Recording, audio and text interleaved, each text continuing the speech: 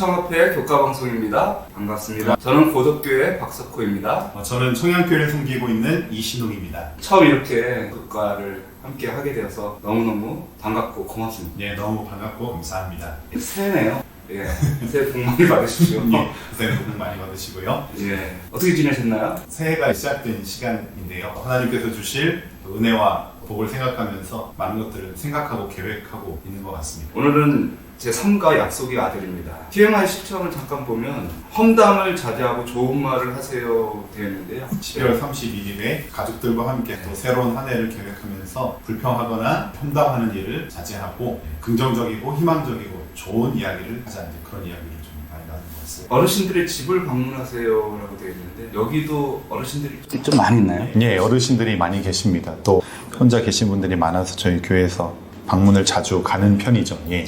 그리고 이웃이나 직장 동료의 생일을 기억해서 축하해 주세요 돼 있는데 요즘에 생일 같은 거 챙기십니까? 생일 챙겨야죠. 가족들 생일 챙기는 건 이제 기본이고 요즘은 카카오톡이나 어떤 메신저들이 있기 때문에 또 축하해 주는 게 가능해서 좋은 것 같습니다. 기억절을 읽겠습니다. 이 모든 날 마지막에는 아들을 통하여 우리에게 말씀하셨으니 이는 이 아들을 만유의 상속자로 세우시고 또 그로 말미암아 모든 세계를 지으셨느니라. 이는 하나님의 영광의 강체시요 그 본체의 형상이시라. 히브리서 1장 2절 3절. 자, 오늘 어떤 내용인가요? 약속된 아들. 성경은 하나님께서 그분 자신을 드러내시고 나타내심에 있어서 그 아들을 통해서 하나님을 소개하고 있죠. 하나님께서 그 아들을 통해서 하나님이 어떤 분이신지를 우리에게 계시하시고 나타내실 뿐 아니라 사람의 죄의 문제, 또 우리 인생의 문제를 아들을 통해서 해결하신다고. 이 교과의 오늘 첫 부분에도 아들에 관한 약속과 그 성취에 대해서 이야기하고 있습니다. 아담과 하와가 죄를 짓고 하나님과의 관계에서 떨어져 죄의 존재가 되었을 때 그들을 구원하시고 하나님과의 온전한 관계를 회복시키기 위해서 여자의 후손 아들을 보내실 것을 약속하셨죠. 아담과 하와는 이 말씀을 믿고 기다렸다고 했습니다. 하지만 이 약속의 성취가 지체되었죠.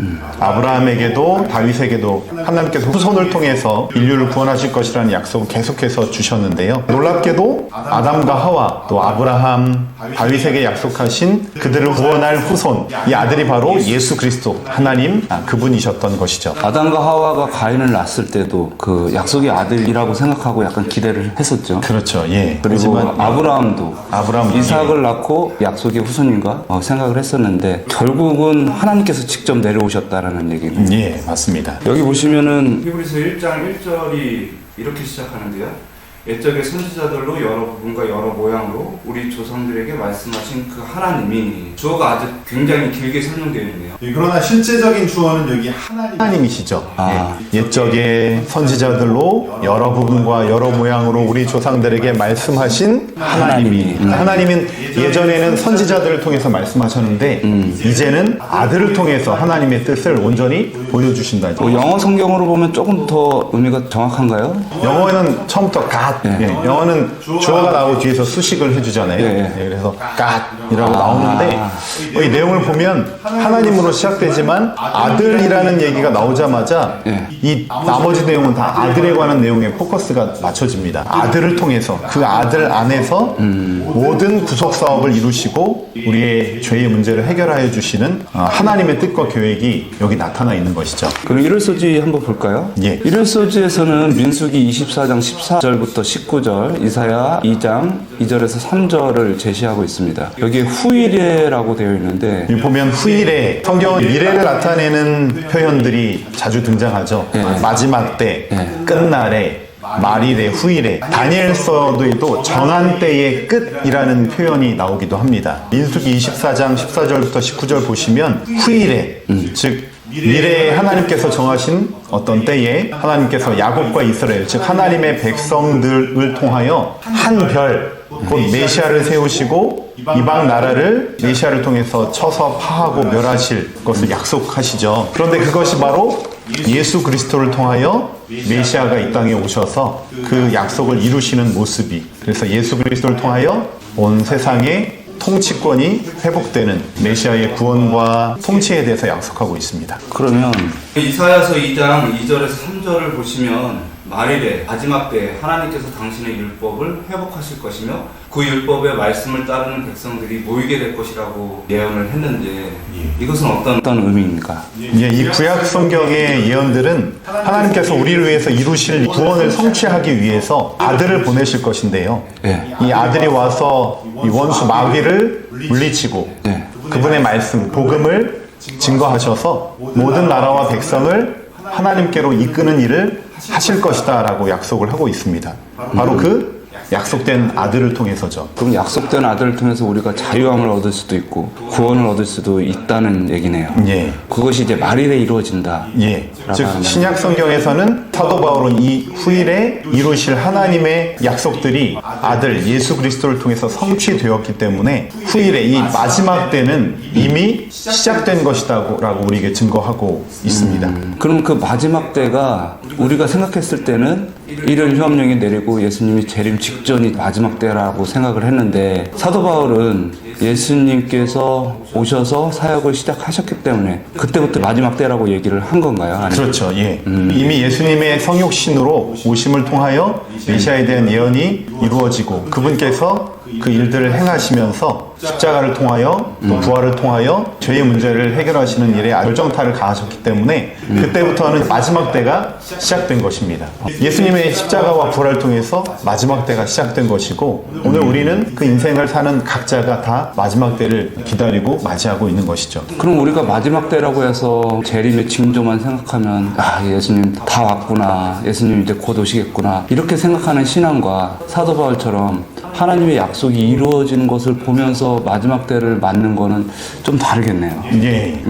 언젠가 이루어질 거야가 아니라 사실 이미 이루어졌고 또 마지막까지 이루실 그 일들을 우리가 참여하고 있는 것이죠. 그러면은 마지막 때라고 해서 두려워할 것이 없네요. 그렇죠. 하나님의 약속이 이루어져 가는 과정이기 때문에 이미 예수님께서 약속된 아들이 오셔서 승리하셨고 이제 완전한 우리를 하늘로 데려가시기 전까지의 과정이 좀 남아있긴 하지만 그 일들도 완전히 승리하신 것처럼 끝까지 이루실 것이기 때문에 우리는 징조를 바라보는 것이 아니라 예수님 약속된 아들을 바라봐야 하는 것이죠. 월요일 수지를 잠깐 본데요. 히브리서 1장 1절에서 4절을 옛적의 선지자들로 여러 부분과 여러 모양으로 우리 조상들에게 말씀하신 하나님이 이 모든 날 마지막에 아들로 우리에게 말씀하셨으니 이 아들을 만유의 후사로 세우시고 또 저로 말미암아 모든 세계를 지으셨느니라. 이는 하나님의 광채시요 그 본체의 형상이시라. 그 능력의 말씀으로 만물을 붙드시며 죄를 정결케 하시고 높은 곳에 계시는 위엄의 우편에 앉으셨느니라. 하나님께서 약속대로 그 아들 예수님을 이 땅에 보내시고 하나님의 백성들 앞에서 다시 이제 말씀을 하시는 것이죠. 그런데 예수님을 통해서 주시는 하나님의 계시가 이전에 선지자들에게 통해서 주셨던 계시보다 더 우월했다고 교과가 설명하고 있습니다. 왜일까요? 바로 하늘과 땅을 창조하신 이 온 우주 만물을 다스리시는 하나님이 그분이 직접 오셔서는 하나님께서 구약을 통해서 말씀하신 그분 자신에 대한 이야기를 그 하나님의 품성과 모습을 실제로 사람들의 눈앞에서 보여주시는 것이죠. 사실 우리가 눈으로 보지 못하면 믿지 못하는 게 인간이기 때문에 하나님께서 예수님으로 오셔서 보여주신 거고. 요한복음 14장에 보시면 하나님 아버지를 좀 보여달라는 빌립의 요청에 예수님은 빌립아 내가 이렇게 오래 너희와 함께 있었고 그런데 너는 나를 알지 못하느냐 나를 본 자는 아버지를 보았거늘 어찌하여 아버지를 보이라 하느냐라고 말씀하신 것이 바로 예수님이 하늘 아버지의 품성과 그 모습 그분의 뜻을 가지고 이 땅에 너희와 함께 하고 너희에게 보여주기 위해서 나타내기 위해서 내가 온 것이다 라고 하는 것을 표현하신 것이죠. 제자들은 예수님을 봤지만 히브리서를 던 사람들은 예수님을 보지를 못했지 않습니까? 그래서 바울은 예수님의 모습을 보여주기 위해서 히브리서를 보여주고 그렇죠. 히브리서의 그 독자들은 예수님을 직접 눈으로 뵙는 그것은 경험하지 못했지만 사도들을 통하여 전해진 복음과 또 그 복음이 마음 가운데 들어왔을 때 사람들의 삶이 변화되고 또 일과에서 배우신 것처럼 막 기적과 표적과 기사들이 일어나고 그런 일들을 통하여 하나님의 모습을 더 깊이 그들이 깨닫게 된 것이죠. 화요소지로 넘어가겠습니다. 이는 하나님의 영광의 강체시요. 히브리서 1장 2절에서 4절을 이는 하나님의 영광의 강체시요 그 본체 형상이시라는 말을 강조하고 있습니다. 여기 보시면 영광의 광채라고 하는 표현이 나오죠. 혹시 여호와의 영광 어떤 것이라고 목사님 생각하시나요? 모세가 하나님께 영광을 보여달라고 했었을 때 예. 하나님께서 그분의 영광을 보여주시면서 자비롭고 노하기를 더디한다, 인자가 많으시다. 우리가 교회에서 그런 표현을 많이 쓰잖아요. 예. 하나님께 영광을 돌려야 한다. 이 출애굽기 24장이 그걸 보여주고 있더라고요. 여호와의 영광, 하나님의 영광은 사실은 하나님의 선하신 얼굴, 그분의 품성이 바로 하나님의 영광이더라고요. 우리가 아버지 어머니의 얼굴을 바라볼 때 편안함을 느끼죠. 그렇죠. 예. 왜냐하면 그분이 나를 사랑으로 양육하고 지금까지 인도해온 사랑의 대상, 그러니까 정말 우리를 사랑해 주신 분들이기 때문이죠. 나를 끝까지 책임져 주시고 나를 위해 그 어떤 것도 마다하지 않으시는 그런 사랑을 보여주셔온 분들이기 때문에 그분들의 얼굴에 나를 향한 그분들의 품성이 꼴지어져 있습니다. 그래서 부모님의 그 사랑보다 더 큰 사랑, 정말 하나님의 사랑, 그분의 품성을 성경은 하나님의 영광이라고 이렇게 표현하고 있는 것이죠. 하나님의 영광은 그분 자체, 즉 하나님의 자아희생적인 사랑이라고 볼 수 있습니다. 그럼 예수님을 우리가 바라보면은 하나님의 사랑을 더 깊게 알 수 있다라는 그런 말씀인가요? 그렇죠. 예수님의 말씀과 그분이 하시는 삶의 모습을 우리가 명상하고 바라볼 때 하나님이 어떤 분이신지를 우리가 분명히 알게 되고 그 안에서 사랑을 경험하게 되는 것이죠. 사실은 기독교 말고 다른 많은 종교도 있지만 신이 인간을 위해서 죽었다라는 종교는 한 번도 본 적이 없는 것 같습니다. 그렇죠. 예. 물론 불교에서 자비를 이야기하지만 그 자비가 신이 인간을 대신해서 죽었다라는 자비는 아닌 것 같습니다. 예. 무아의 희생, 전적인 희생을 나타내주는 분은 예수님밖에 없는 것 같습니다. 네. 또 한편으로 아이들이 예. 아빠, 엄마 하나님이 어디 있어요? 라고 이렇게 질문하잖아요. 하나님 어떻게 생겼어요? 하나님은 어떤 분이세요? 라고 물을 때 우리가 하나님 이런 분이야 이런 분이야 이야기하지만 사실은 아이들에게 가장 하나님이 어떤 분이신지 대답할 수 있는 증거는 예수님입니다. 예. 예수님께서 이런 말씀을 하셨고 예수님께서 보여주신 그 십자가의 사랑은 바로 하나님이 이런 분이시라는 것을 증거하기 위해서 예수님께서 오셔서 다 보여주신 거야 이렇게 설명하면 아이들이 금방 깨달을 수 있을 것 같습니다. 그러네요. 그럼 아주 어린 아이부터 해서 대학을 안 나왔더라도 예. 우리가 머리가 조금 나쁘더라도 근데 그게 정말 신기한 거는 아무리 대학을 나오고 박사학위가 몇 개라고 할지라도 성경을 예수님의 사랑과 그 은혜를 체험하지 못하면 결코 이해할 수 없다라고 이제 생각을 맞습니다. 네. 합니다. 제가 예전에 읽은 책 중에 각설이 예수라고 하는 책이 있는데요. 이천우라고 하는 목사님이 쓰신 책인데요. 이분이 어렸을 때 부모님을 잃고 고아가 됐습니다. 고아로서 인생을 살아가려면 너무 어렵잖아요. 그래서 거지가 될 수밖에 없었던 것이죠. 근데 그런 과정에서 폭력배들에게 붙들려서 소매치기 소굴에 들어가게 되고 거기서 일명 소매치기 학습을 받아서 꾼으로 이제 키워지는 일을 하게 되죠. 그동안 훈련을 받고 이제 서울역에서 처음으로 소매치기 일을 시작하게 된 그날이었습니다. 뒤에서는 감시자들과 소매치기 하는 분들이 등을 떠밀어서 가서 빨리 일을 해오라고 감시하고 있고 이분은 가서 어떤 아줌마의 가방을 칼로 긋고 팔려고 하는데 어릴 때 교회에서 목사님이 해주셨던 말씀이 기억났습니다. 하나님 믿는 사람들은 남의 것을 도적질하면 안 됩니다. 그 생각이 갑자기 들어서 그 순간 그 일을 할 수가 없게 된 것이죠. 그런 일 때문에 폭력배들이 다시 붙들려서 두들겨 맞고 저 높은 곳에서 이렇게 아래쪽으로 던져 쓰레기 야적장 같은 곳 있지 않습니까? 뭐 유리 막 있고 그런 곳에 던져서 사람을 거의 사형 집행하는 그런 일들을 했는데 이렇게 던져져 가지고 의식을 잃고 쓰러져 있다가 밤중에 일어나게 돼서 간신히 기어가지고 거의 청량리역까지 그렇게 기어온 것이죠. 그렇게 쓰러져 거의 죽을 때 그 아침 새벽 동틀 때 한 사람이 자신을 깨우고 들어 뒤에 업어서 어디론가를 데려갔습니다. 그런데 눈을 떠보니까 한 사람이 자신의 몸에 박힌 유리 파편을 떼주면서 때로는 그 날카로운 눈에 잘 보이지 않는 것은 입으로 이렇게 핥아서 그걸 떼주고 있는 모습을 보게 된 것이죠. 그 사람은 사실은 동냥하는 거지였습니다. 거지 소굴에서 이 청소년인 이분을 그렇게 살려준 것이죠. 이분을 살려준 거지들에 의해서 돌봄을 받고 나중에 이분이. 목사님 근데 되신 거구나. 나중에 이제 목사님이 돼서 항상 기도할 때마다 하나님의 영광, 하나님의 얼굴을 생각할 때 늘 그 얼굴에 함께 떠오르는 얼굴이 바로 자신을 처음 눈뜨게 해준 살려준 그 거지의 얼굴이 비쳐 보이는 것이죠. 네. 그러니까 우리가 사실은 하나님께서 오늘 우리를 주님의 자녀로 부르신 이유가 오늘 나 한 사람을 통해서 살릴, 나를 떠오르면 하나님 생각하게 될 그런 사람으로 우리를 부르셨다는 사실을 이 책을 통해서 읽으면서 굉장히 감동을 받은 적이 있습니다.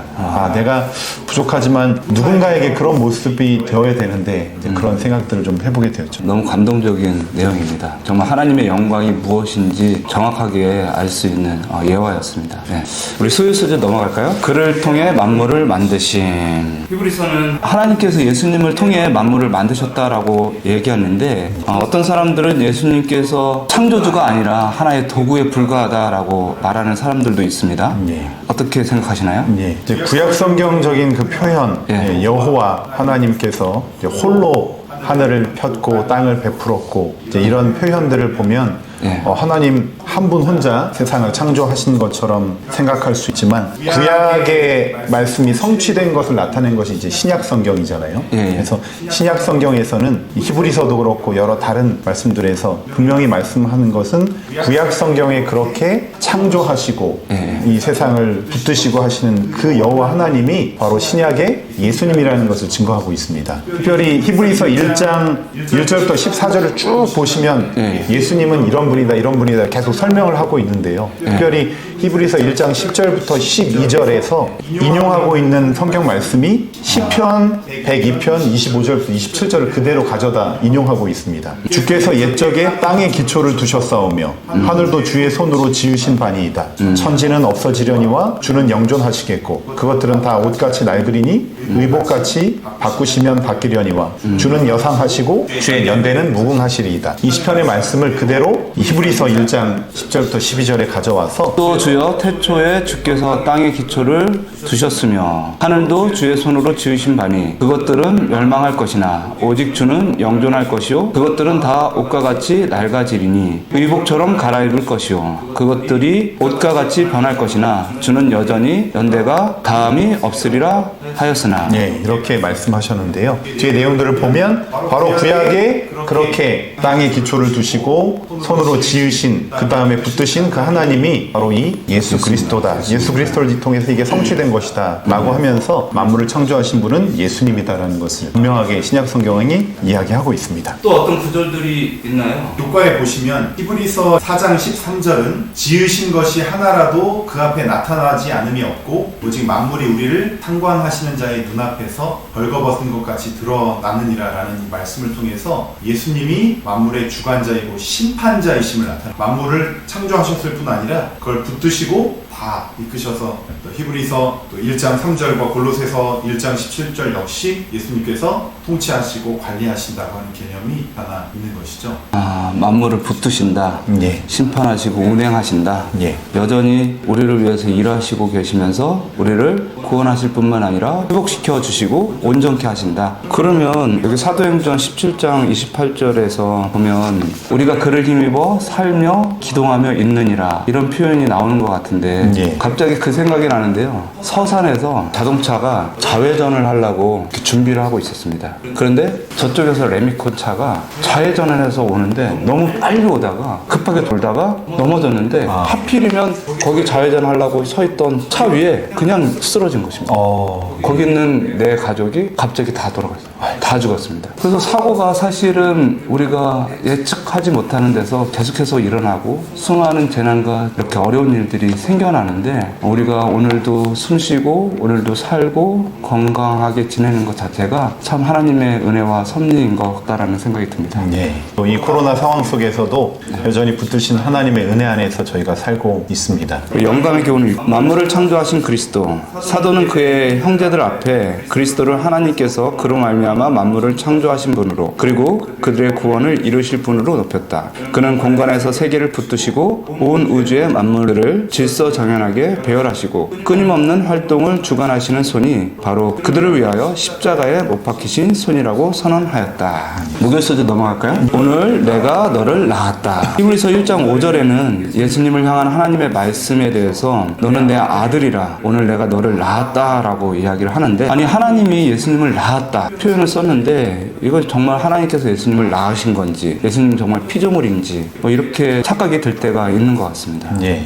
액면 그대로 보면 하나님이 예수님을 낳았으니까 예수님은 하나님에 의하여 창조된 것이 아니냐라고 이렇게 생각할 수 있지만, 이 내용은 그런 의미를 말하려는 것이 아니라 하나님에 의하여 예수님이 다윗의 후손으로 메시아로서 이 땅에 오셔서 통치자요 또 그 문제 해결자로서 임명받으셨다고 하는 의미입니다. 사단으로부터 시작된 이 우주와 이 땅의 죄의 문제를 완전히 해결하기 위하여 구원의 계획에 있어서 예수님께서 맡으신 그 역할을 임명받았다고 하는 의미에서 오늘날 내가 너를 낳았다라고 이렇게 표현하신 것이죠. 교훈에 보면 하나님께서 예수님을 낳았다라는 것은 예수님의 존재의 시작을 가리키는 것이 아니라 구원의 계획에 있어서 예수님의 역할을 나타내는 것이다라고 예, 맞습니다. 이렇게 표현한 것이군요. 히브리서 7장 3절에 보시면 예수 그리스도는 이 아비도 없고 어미도 없고 족보도 없고 시작한 날도 없고 생명의 끝도 없는 하나님의 아들이라고 표현하고 있습니다. 우리는 뭐 아들 하면 아버지가 씨를 주셔서 아들을 낳은 그런 어떤 생물학적 관계로 자꾸 생각하려고 하는 마음이 있지만, 성경의 이 기록들은 하나님께서 구원의 계획에 있어서 하나님이신 분을 아들로 이 땅에 보내셨고, 예수님은 구원의 계획에 있어서 통치자와 문제의 해결자로서의 역할을 위임받아서 그 역할을 수행하셨다는 것을 히브리서가 설명하고 있는 것이죠. 그럼 온 우주의 통치자가 되시면서 우리의 구원자 되시는 예수님의 능력이 우리의 삶에 어떤 변화를 일으킬 수 있을까요? 아무래도 새해를 맞이하시면서 새로운 마음의 결심과 영적인 다짐들을 아마 하셨을 것 같은데요. 12월 31일과 1월 1일의 차이는 그냥 24시간이라는 시간 개념으로 보면 의미는 없을 수 있습니다. 그런데 거기에 우리가 의미를 부여하는 것은 새로운 해가 시작되었고 새로운 시작이 되었다라고 하는 그런 의미를 우리가 부여함으로써 우리가 달라지는 것처럼, 매일의 생활도 일상생활이 늘 똑같은 것 같지만 예수님이 지금 나와 함께 하시고 우리와 함께 하신다는 생각을 잊어버리지 않는다면 예수님께서 우리의 삶을 변화시키시고 인도하실 거라고 저는 믿습니다. 그럼 어떻게 보면 예수님께서 지금 왕으로 일하시고 계시기 때문에 우리가 지금 또 새해를 맞지 않았나 그런 생각이 돼요. 예.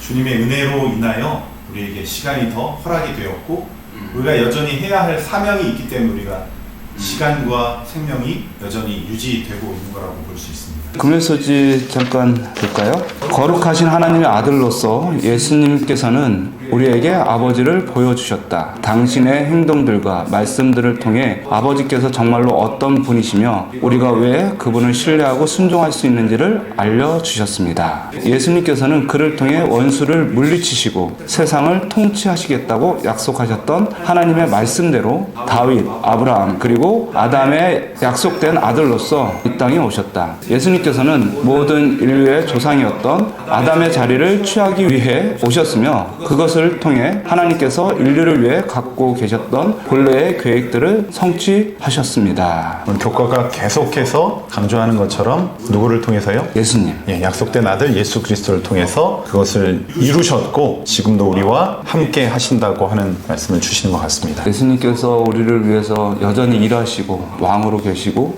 그러나 또 우리처럼 인간이 되셔서 우리를 잘 이해하시기 때문에 우리가 좀 힘들고 어려운 삶일지라도 예수님을 바라보고 또 예수님을 생각한다면 큰 힘을 얻을 수 있을 것 같습니다. 이 귀한 하나님의 사랑, 우리 예수님께서 직접 오셔서 이루신 그 사랑, 또 오늘 우리와 함께 하시는 성령의 인도하심에 깊이 감사하고 정말 올 한 해 예수 그리스도를 깊이 바라보면서 그 안에서 이루시는 그 구원에 온전히 감사할 수 있는 저와 또 우리 목사님과 우리 모두가 되었으면 좋겠습니다. 감사합니다. 감사합니다. 묵상하심으로 효과를 마치겠습니다.